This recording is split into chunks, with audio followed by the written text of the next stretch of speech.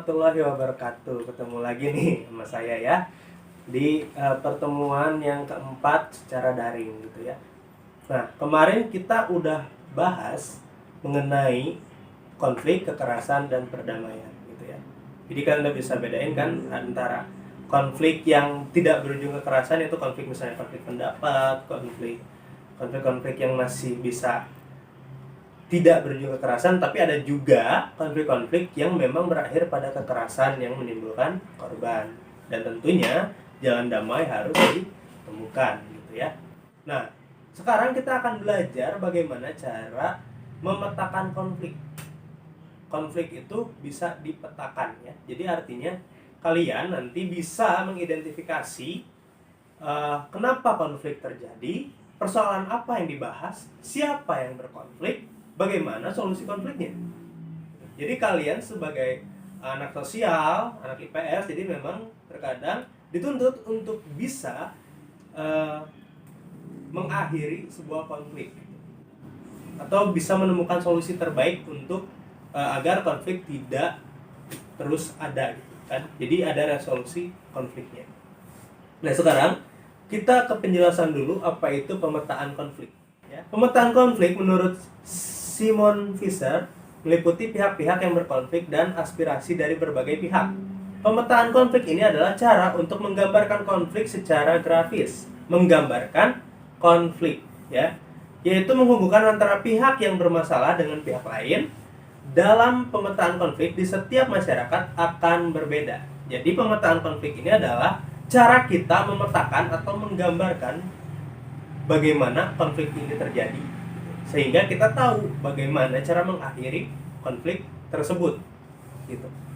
Ya, jadi inilah pentingnya pemetaan konflik adalah untuk kita bisa menggambarkan secara utuh kenapa konflik ini bisa terjadi gitu kan ya. Dari siapa yang berkonflik, terus persoalan apa yang membuat ada konflik, terus bagaimana solusi konfliknya, misalnya seperti itu. Jadi dipetakan semuanya, dipilih-pilih, dipilah-pilah, kalian bisa menentukan dari hasil analisis kalian terhadap sebuah konflik gitu ya.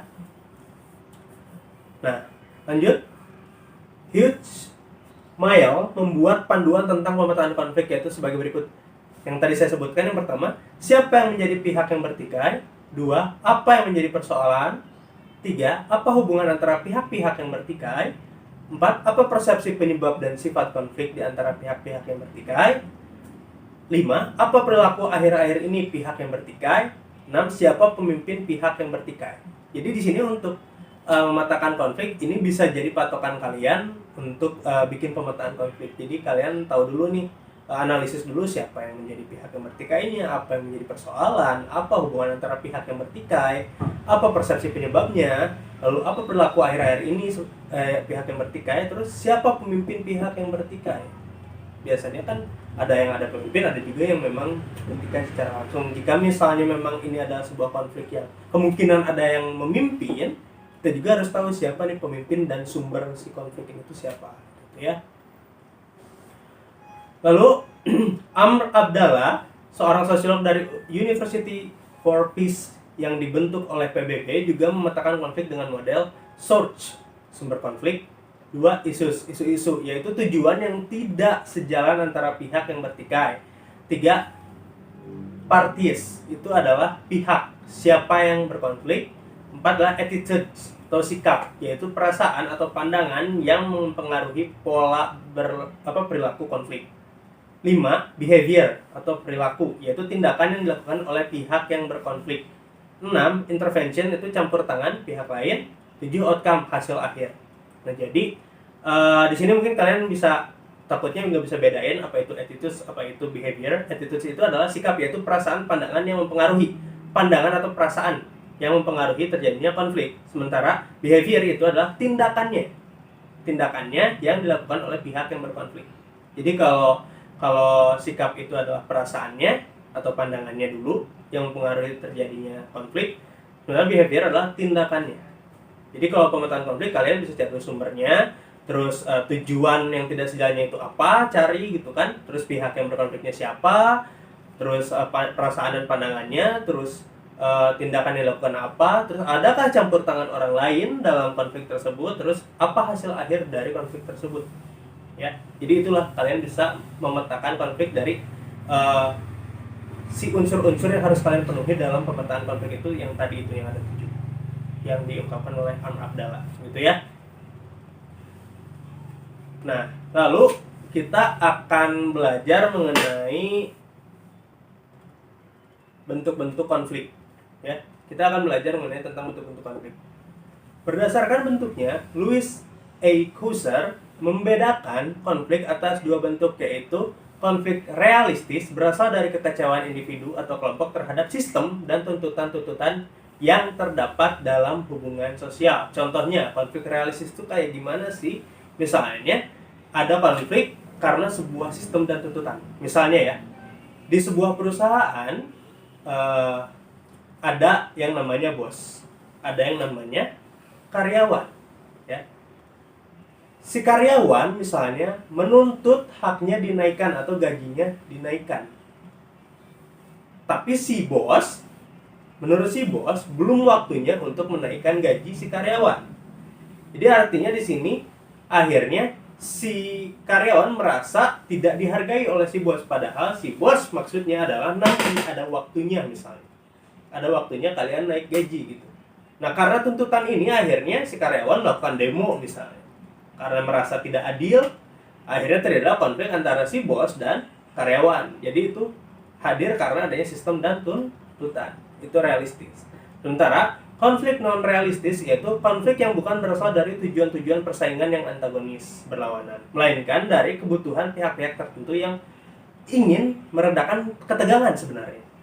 Tapi dengan cara yang juga tidak tidak bisa dibilang bagus gitu. Kayak misalnya contohnya, ketika ada yang bertentangan nih antara pihak satu dengan pihak lain, ada pihak ketiga antara pihak satu dan pihak dua berkonflik. Ada pihak ketiga yang bermaksud untuk meredakan ketegangan konflik ini, tapi dengan cara mencari kambing hitam atau mencari si korban lain untuk dijadikan pelaku misalnya.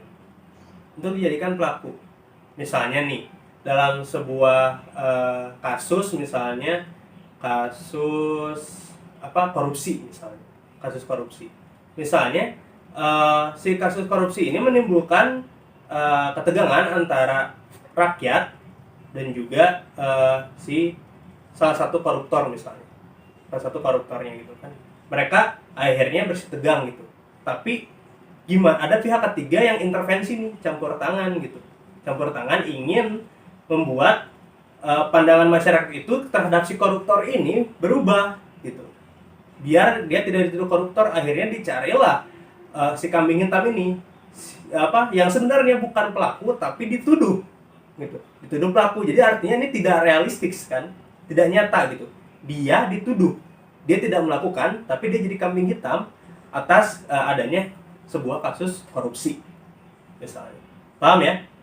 Paham ya? Jadi untuk membersihkan nama si yang koruptor ini, ada yang pihak yang mengintervensi untuk meredakan ketegangan antara si koruptor dan si rakyat, yang akhirnya mencari orang lain untuk dijadikan kambing hitam, sehingga si konflik antara si koruptor dan si rakyat ini mereda, tapi dengan adanya korban lain.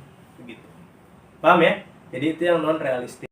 Lalu di slide berikutnya kita akan membahas mengenai bentuk-bentuk konflik ya. Di sini Suryono Sukanto menyebutkan 5 bentuk khusus konflik atau pertentangan berdasarkan pihak yang berkonflik yang terjadi dalam masyarakat. Ada yang namanya konflik pribadi. Artinya ini konflik yang terjadi karena dorongan pribadi. Dorongan dari diri sendiri. Ya, jadi memang bisa ada ketidaksepemahaman kah, berbeda pendapat kah, itu datangnya dari diri pribadi. Lalu yang kedua ada konflik rasial. Konflik rasial ini adalah konflik yang diakibatkan perbedaan ras, ataupun misalnya rasial ini bisa saja mengenai tentang bentuk tubuh, tentang warna kulit, itu bisa termasuk konflik rasial. Yang ketiga, konflik antara kelas-kelas sosial. Nah, konflik antara kelas-kelas sosial ini adalah contohnya kayak yang tadi saya sudah sebutkan, seperti adanya konflik antara bos dan karyawan gitu kan. Itu antara kelas yang berbeda. Kelas si bos ini ada di atas karyawan, tapi mereka bisa berkonflik karena itu tadi perbedaan kepentingan. Si karyawan misalnya pengen naik gaji, si bos merasa belum bisa memberikan naik gaji di waktu yang si karyawan inginkan gitu. Jadi itu adalah konflik antara kelas-kelas sosial. Lalu konflik politik, tentu ini sering terjadi gitu ya, karena perbedaan pandangan politik. Ya seperti yang sudah saya sebutkan, kayak perbedaan pemilihan misalnya, perbedaan pilihan calon pemimpin gitu kan ya, di politik. Lalu konflik internasional. Konflik internasional ini adalah artinya adalah konflik antar negara, antar negara. Kayak misalnya perebutan wilayah kah gitu kan. Jadi terkadang antara satu negara dengan negara lain berkonflik karena perebutan wilayah. Itulah konflik internasional. Nah, untuk hari ini segitu materinya, segitu dulu. Nah, sekarang saya masih punya tugas buat kalian. Pertama, tugasnya adalah membuat pemetaan konflik berdasarkan artikel yang sudah kalian dapat di pertemuan sebelumnya. Pertemuan sebelumnya kan saya meminta kalian untuk mencari artikel tentang kekerasan, ya kan ya? Konflik yang berujung kekerasan, tentang konflik yang berujung kekerasan. Nah, sekarang kalian diminta untuk memetakan konflik tersebut. Pertama, temukan siapa pihak yang terlibat dalam konflik. Kedua, apa yang menjadi persoalannya, masalah konflik tersebut. Tiga, bentuk konfliknya dari sudut pandang pihak yang berkonflik. Apakah konflik pribadi, konflik rasial, konflik antar kelas, konflik politik, atau konflik internasional. Jadi kalian disuruh mengidentifikasi apakah itu termasuk konflik pribadi atau konflik internasional ataupun antar kelas dan lain-lain gitu ya. Jadi kalian harus bisa mengidentifikasi kasus yang kalian temukan itu termasuk konflik apa. Lalu berikan alasannya. Berikan alasannya kenapa menurut kalian misalnya ini adalah sebuah konflik rasial. Kenapa? Beritahu alasannya. Itu saja pertemuan hari ini.